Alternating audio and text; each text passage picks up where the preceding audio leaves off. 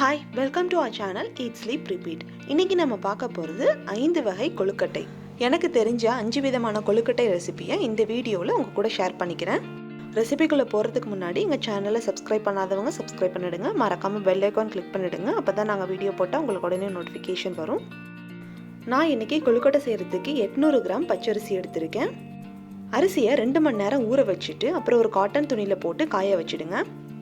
அரிசி ரொம்ப ட்ரையாக காஞ்சிடக்கூடாது, கொஞ்சம் ஈரப்பதம் இருக்கணும்.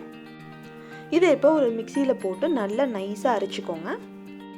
பாருங்கள், அரிசி மாவு நல்லா அரைச்சாச்சு. எவ்வளோ தூரம் முடியுமோ அவ்வளோ தூரம் நைஸாக அரைச்சிக்கோங்க. இப்போ இந்த அரிசி மாவை நம்ம ஸ்டீம் பண்ண போகிறோம். உங்ககிட்ட இந்த மாதிரி பேக் இருந்துச்சுன்னா நீங்கள் அதில் போட்டுக்கலாம், இல்லைன்னா ஒரு ஒயிட் கிளாத்தில் போட்டு சுற்றிக்கோங்க. இந்த மாதிரி பேக்கில் போட்டிங்கன்னா நீங்கள் எடுக்கும் போது எங்கேயும் கொட்டாமல் சேஃபாக இருக்கும்.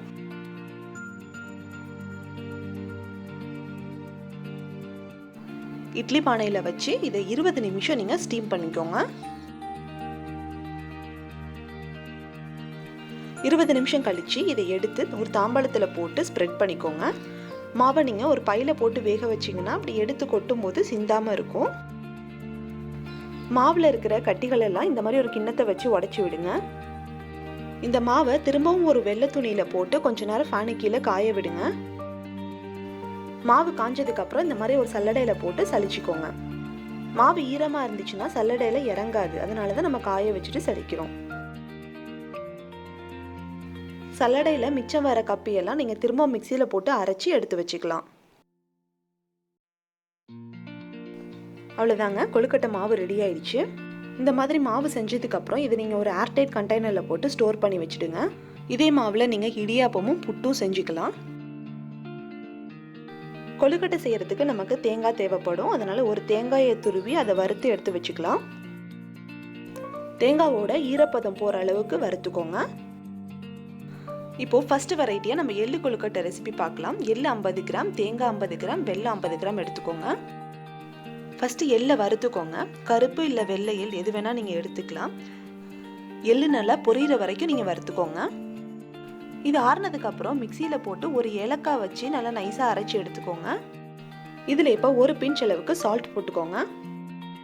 இதிலையே தேங்காவையும் வெல்லத்தையும் போட்டு நல்லா மிக்ஸ் பண்ணிக்கோங்க. நீங்கள் வெல்லத்தை துருவி இதில் சேர்த்துக்கோங்க. அப்போ தான் உங்களுக்கு மிக்ஸ் பண்ணும்போது ஈஸியாக இருக்கும், கட்டி கட்டியாக இருக்காது. அவ்வளோதான், எள்ளு கொழுக்கட்டைக்கு உள்ளே வைக்கிற பூர்ணம் ரெடி ஆயிடுச்சு. அடுத்ததாக கடலைப்பருப்பு கொழுக்கட்டை பார்க்கலாம். கடலைப்பருப்பு 200 கிராம், தேங்காய் 100 கிராம், வெல்லம் 200 கிராம், ஏலக்காய் 2, இதெல்லாம் ரெடி பண்ணி வச்சுக்கோங்க. ஃபஸ்ட்டு கடலைப்பருப்பை நல்லா கழுவிட்டு 2 மணி நேரம் ஊற வச்சுக்கோங்க. ஃபஸ்ட்டு கடலைப்பருப்பை நம்ம வேக வைக்க போகிறோம். ஒரு கிண்ணத்தில் 1/2 லிட்டர் தண்ணி ஊற்றி தண்ணி நல்லா கொதிச்சதும் கடலைப்பருப்பை அதில் போட்டுருங்க.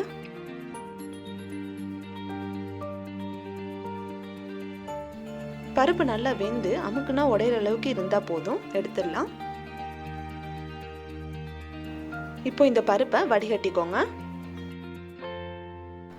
இப்போ இது ஆறுனதும் ஒரு மிக்சியில் போட்டு 2 ஏலக்காய் நம்ம எடுத்து வச்சிருக்க தேங்காவையும் சேர்த்து அரைச்சிக்கோங்க. தண்ணி ஊற்றாமல் எந்த அளவுக்கு முடியுமோ நைஸாக அரைச்சி எடுத்துக்கோங்க. அடுத்ததாக வெள்ளைப்பாகு காய்ச்சிடலாம். ஒரு கிண்ணத்தில் எடுத்து வச்சிருக்க வெல்லத்தை போட்டு 1/2 டம்ளர் தண்ணி ஊற்றி இதை ஃபஸ்ட்டு டிசால்வ் பண்ணிக்கோங்க. அடுப்பில் வச்சு கிண்டணுன்னா சீக்கிரமாக வெல்லம் கரைஞ்சிரும். வெல்லம் கரைஞ்சதும் இதை எடுத்து ஃபில்டர் பண்ணிக்கலாம்.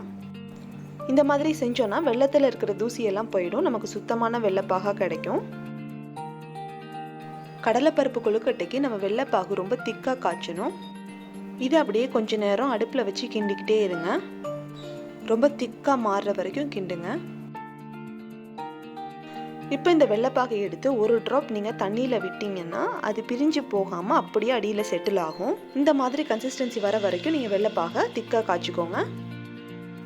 இப்போ இந்த வெள்ளைப்பாகை நீங்கள் அரைச்சி வச்சுருக்க பருப்பு கூட சேர்த்து கிண்டிக்கோங்க. கொஞ்சம் கொஞ்சமாக சேர்த்து கிண்டிக்கோங்க. வெள்ளைப்பாகை அப்படியே சூடாக தான் ஊற்றணும். இதை அப்படியே நம்ம அடுப்பில் வச்சு கிண்டிக்கலாம். இதை சிம்லே வச்சு நீங்கள் கிண்டிகிட்டே இருந்தீங்கன்னா அப்படியே சாஃப்டாக உருண்டை உருட்டுற பதத்துக்கு வரும். அவ்வளோதான், கடலைப்பருப்பு கொழுக்கட்டைக்கு தேவையான பூர்ணம் ரெடி ஆயிடுச்சு. மூணாவதாக நம்ம பார்க்க போகிறது தேங்காய் பூ கொழுக்கட்டை. இதுக்கு தேவையான பொருட்கள்: தேங்காய் பூ 150 கிராம், சர்க்கரை 150 கிராம், 2 ஏலக்காய். நான் இதில் கொடுத்துருக்கிற அளவெல்லாம் இந்த கப்போட அளவுகள் தான் நான் கொடுத்துருக்கேன். ஃபஸ்ட்டு சர்க்கரையை ஏலக்காயோடு சேர்த்து நைஸாக மிக்சியில் அரைச்சி எடுத்துக்கோங்க. இதை அப்படியே எடுத்து தேங்காய் பூவில் போட்டு நல்லா கிண்டிக்கோங்க. கொழுக்கட்டைக்கு யூஸ் பண்ணுற எல்லா தேங்காயுமே நான் ஸ்டார்டிங்கில் வணக்கினேன்ல அந்த தேங்காவை தான் யூஸ் பண்ணியிருக்கேன். அவ்வளோதான், தேங்காய் கொழுக்கட்டைக்கு தேவையான பூர்ணம் ரெடி ஆயிடுச்சு. இப்போ இது வரைக்கும் 3 விதமான பூர்ணம் ரெடி பண்ணியிருக்கோம். எள்ளு பூர்ணம், கடலைப்பருப்பு பூர்ணம், தேங்காய் பூர்ணம். அடுத்ததாக கொழுக்கட்டைக்கு மாவு பிசைஞ்சிடலாம்.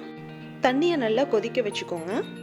இந்த 3 கொழுக்கட்டைக்கும் நான் 400 கிராம் அரிசி மாவு எடுத்திருக்கேன். இதில் தேவையான உப்பு போட்டுக்கோங்க. ஃபஸ்ட்டு ட்ரையாக இருக்கும் போதே இதை நல்லா மிக்ஸ் பண்ணிக்கோங்க. இதில் இப்போது சுடுதண்ணியை கொஞ்சம் கொஞ்சமாக ஊற்றி நல்லா கிண்டிக்கோங்க. சுடுதண்ணி ஊற்றி கிண்டினா தான் நமக்கு மாவு நல்லா சாஃப்டாக வரும்.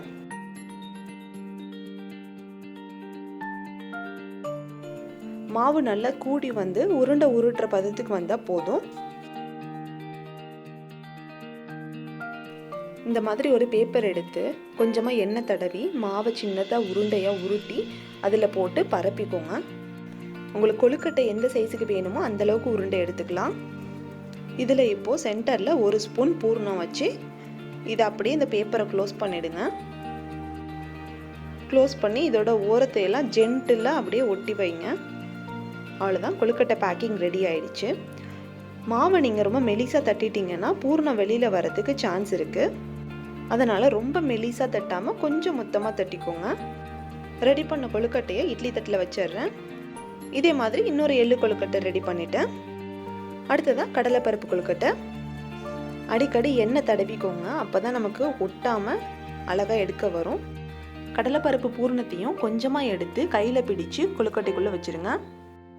இந்த பேப்பரை இப்போ மூடி கையில் ப்ரெஸ் பண்ணிக்கோங்க.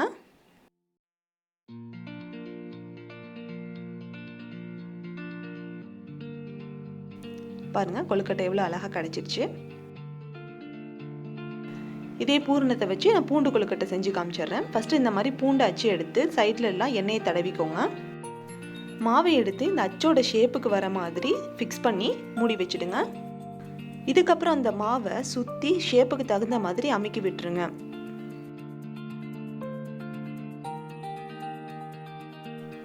இப்போ இதுக்குள்ள பூரணத்தை வச்சு ஸ்டஃப் பண்ணுங்க. எவ்வளோ கொள்ளுதோ அந்த அளவுக்கு ஸ்டஃப் பண்ணிக்கோங்க. அடியில் கொஞ்சமாக மாவு எடுத்து வச்சு அமுக்கி விட்டு க்ளோஸ் பண்ணிக்கோங்க.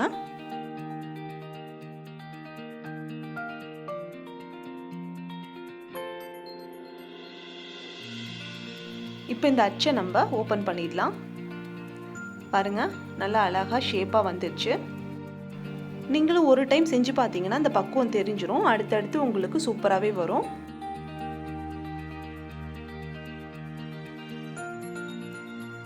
அடுத்ததாக தேங்காய் பூ கொழுக்கட்டை ரெடி பண்ணிக்கலாம். மாவை தட்டிட்டு இடையில பூர்ணத்தை வச்சு அதே மாதிரி க்ளோஸ் பண்ணிக்கோங்க. சைட்லலாம் ஜென்டிலாக ப்ரெஸ் பண்ணி சீல் பண்ணிக்கோங்க. இப்போ நான் பண்ணுற 3 கொழுக்கட்டையுமே மாவை பிசைஞ்சு உள்ள பூர்ணத்தை ஸ்டஃப் பண்ணுற மாதிரியான கொழுக்கட்டை.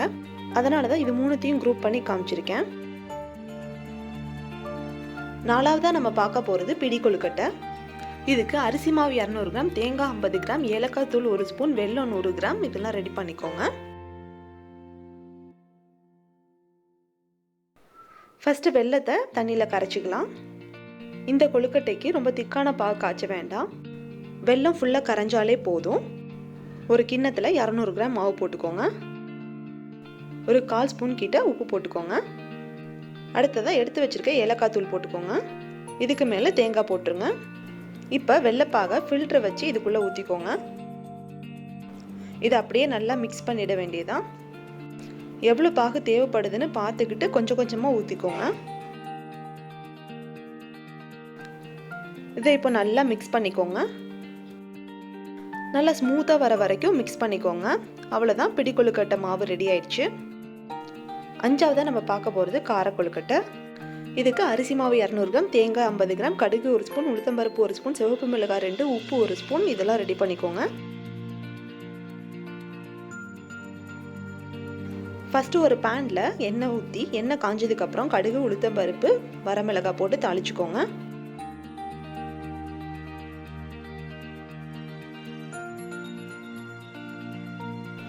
தாளிச்சதை எடுத்து மாவில் கொட்டிடுங்க. இப்போ அதே மாவில் தேங்காவையும் போட்டுருங்க. இதுக்கு ஒரு 1/2 ஸ்பூன் உப்பு போட்டுக்கோங்க. இதை ஃபஸ்ட்டு நல்லா மிக்ஸ் பண்ணிக்கோங்க. இதில் இப்போ கொஞ்சம் கொஞ்சமாக சுடு தண்ணி ஊற்றி கிண்ட போகிறோம். நான் ஏற்கனவே சொன்ன மாதிரி தண்ணி நல்லா சூடாக இருக்கணும். வெதுவெதுப்பான தண்ணி ஊற்றி கிண்டக்கூடாது. சூடான தண்ணியில் கிண்டினா தான் நமக்கு மாவு சாஃப்டாக கிடைக்கும்.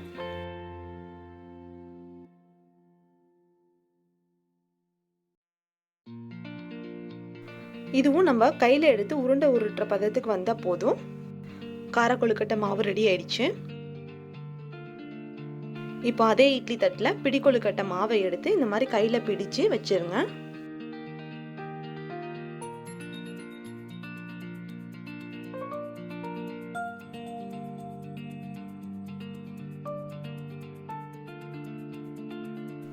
கடைசியாக கார கொழுக்கட்டை கையில் கொஞ்சமாக எண்ணெய் தடவிட்டு இதை நல்லா உருட்டி வைங்க.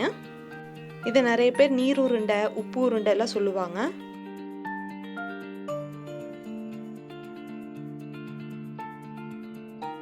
இது நல்லா எண்ணெய் தடவி மொழுன்னு உருட்டி வைக்கலாம். இந்த மாதிரி மிச்சம் இருக்கிற மாவெல்லாம் உருட்டிக்கோங்க. கொழுக்கட்டையெல்லாம் உருட்டி வச்சாச்சு. இதை இப்போ இட்லி பானையில் வேக வச்சிடலாம். இட்லி பானையில் தண்ணி நல்லா கொதிச்சதுக்கப்புறம் கொழுக்கட்டையை வச்சு 15 நிமிஷம் வேக வைங்க.